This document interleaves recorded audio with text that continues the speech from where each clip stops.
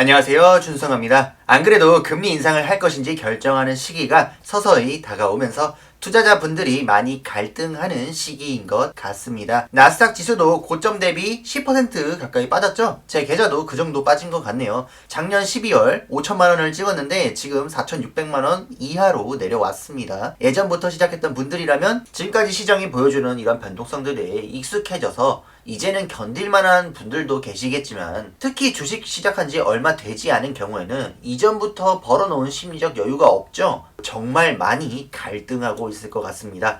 매수를 하자니 금리 인상하겠다는 낌새만 보여도 지수가 아주 확실하게 하락할 것 같으니까 조금만 기다렸다가 사던가 잠깐 빠져나올까 싶기도 하죠. 그리고 한편에서는 바이든 대통령, 정말 경기 부양 화끈하게 하는 대통령이죠. 하지만 그런 정책으로 인해 물가를 잡을 수가 없죠. 그래서 폭등하는 물가로 인해서 지지율이 떨어지니까 인플레이션을 때려잡는 모양새만 보여주다가 그 정치 성향 어디 안 간다고, 이거 지지율 관리하고 인플레이션 좀 잡으면 또다시 상승하는 모양새가 나올 수도 있잖아요. 우리가 시장을 예측하려는 것도 아니고 예측할 수도 없지만 은근히 대중들의 예상대로 흘러가주지 않는 게 또 주식시장이거든요. 매수를 하기도 안 하기도 참 애매한 시기라고 보입니다. 하지만 저는 이런 시기에도 시청자분들께서 매수를 지속하기를 바랍니다. 물론 단기적인 성과를 기대하고 매수하기 좋은 지점은 아니에요. 대중들의 의견, 분위기에 휩쓸리실 필요 전혀 없지만 정책을 결정할 수 있는 분들의 입에 굉장히 많이 오르내리고 있는 금리 인상, 이걸 무시할 수는 없거든요. 아무리 기업들이 분발해도 자본의 흐름을 역행할 수는 없습니다. 특히 개별 종목을 발굴하는 투자가 아니라 지수를 추종하는 우리 같은 경우에는 더더욱 흐름을 거스를 수는 없죠. 여전히 저는 우상향을 의심하지는 않지만 단기적인 관점에서 본다면 지난 2년에 비하면 시장의 방향성이 불투명하다고 느낍니다. 2020년에서 2021년 사이에는 금리 인상만 없다면 파티라고 생각했을 정도였습니다. 단순한 논리죠. 실적도 실적인데 돈을 푸는 만큼은 오른다고 생각을 했습니다. 실제로 제가 구독자 수가 100명대였던 작년 2월에만 해도 나스닥이 세일 중이니까 사야 된다고 강조를 했던 기억이 납니다. 그때 영상들이 조회수는 낮지만 굉장히 확신에 찬 어조로 말했죠. 하지만 지금은 그렇게 말씀드리기는 좀 어렵다는 겁니다. 어차피 장기 투자할 건데 왜 단기적인 관점을 얘기하느냐고 생각하실 수도 있겠죠. 하지만 지금까지는 지극히 인간에 대한 이해로부터 이야기를 시작하기 위함입니다. 실제로 장기 투자를 결심한 사람에게도 단기적인 성취감은 매우 중요한 원동력이 되어줍니다. 많은 사람들이 도전하지 않고 중도하차하고 자신을 믿지 못하는 이유는 별거 없습니다. 무엇이든 간에 성공해본 경험이 뇌에 선명하게 새겨져 있지 않기 때문이죠.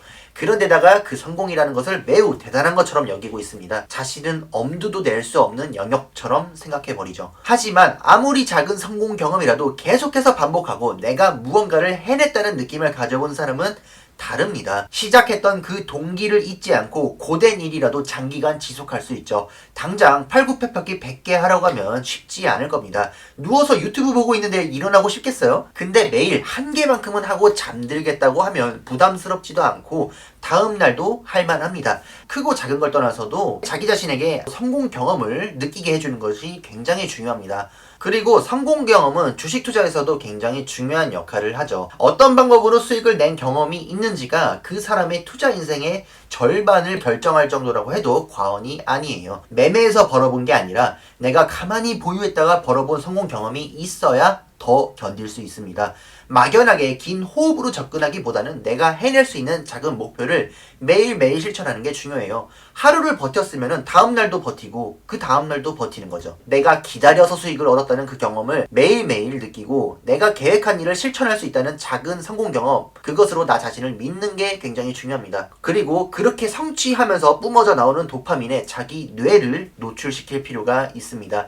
이런 측면에서 저는 정말로 장기 투자를 성공하기 위해서는 단기적인 성과나 성취감도 무시할 수는 없다고 생각을 해요. 물론 매매를 통한 수익 실현을 의미하지는 않습니다. 하지만 2022년은 금리 인상의 가시화로 방향성이 불투명해지는 만큼 버텼더니 수익이 나더라, 자고 일어났더니 돈이 복사가 되더라 하는 식의 단기적인 성공 경험을 쌓기는 좋지 않다고 생각을 합니다. 장담하기 어렵거든요. 그래서 올해 같은 경우에는 그런 수익으로부터 성공 경험을 쌓으려고 하기보다는요, 행동에서 성공 경험을 쌓기를 권합니다. 습관을 형성하는 데 주목하자는 거죠. 이 시기에도 과감하게 매수를 지속하라고 말씀을 드리고 싶어요. 매일 한 주씩 산다는 목표를 세우고 지켜나가는 겁니다. 그렇게 하면 나는 어제도 해냈고 오늘도 해낸 사람입니다. 다른 것도 해낼 수 있겠죠. 일시에 큰 돈을 거치하는 것은 너무 아깝습니다. 월급 받자마자 한 번에 때려박는 거, 월 1회 적립하는 거 나쁘지 않습니다. 장기로 가면은 큰 차이 하나도 없어요. 그런데 최대한 분할 매수하고 최대한 쪼개서 매수를 하는 편이 나 자신에게 더 잦은 성공 경험을 제공하기에는 더 유리하다는 겁니다. 그리고 더 큰 하락이 있을 때도 매수하기 위해서는요, 저점을 잡는 능력이 중요한 게 아니라, 물론 그것도 중요하겠지만 그때도 매수할 수 있는 습관을 기르는 편이 낫습니다. 그런데 한 달에 한 번 사는 정도로는 솔직히 말해서 습관을 형성하기에는 부족합니다. 인간은 망각의 동물이라고 하죠. 내가 왜 샀는지 그때의 투자 논리를 모두 잊어버리고 주위의 의견에 동조하고 휘둘립니다. 그러다가 이번 한 번만 하락을 피해보자라는 생각으로 성공해버리면 그게 불행의 시작입니다. 결국 더 큰 고통을 감내하면서 한층 더 크게 성장하는 기회를 놓치게 되는 거죠. 100만 원이 왔다 갔다 할 때 참지 못하고 매도해서 하락을 피했다고 좋아할 게 아닙니다. 고작 100만 원의 내 성장의 기회를 날린 겁니다. 100만 원 단위에 울고 웃으면요, 그 정도의 인생입니다. 마찬가지로 1000만 원이 왔다 갔다 할 때도 참지 못하고 매도하면 내 성장은 거기서 멈추죠.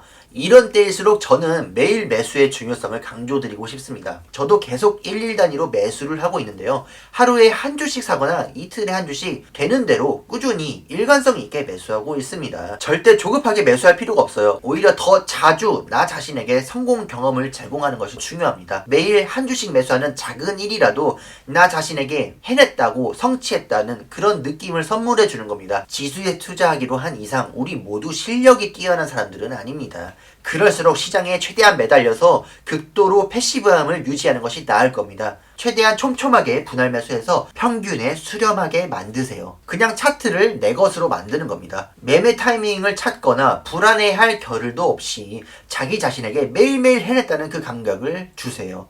꼭 주식 투자뿐만 아니라 우리 삶에서도 단기적 성취를 지속하는 것이 결국 장기 프로젝트를 해낼 수 있게 만든다는 것을 잊어서는 안 됩니다. 금리 인상에 너무 신경 쓰지 마시고요.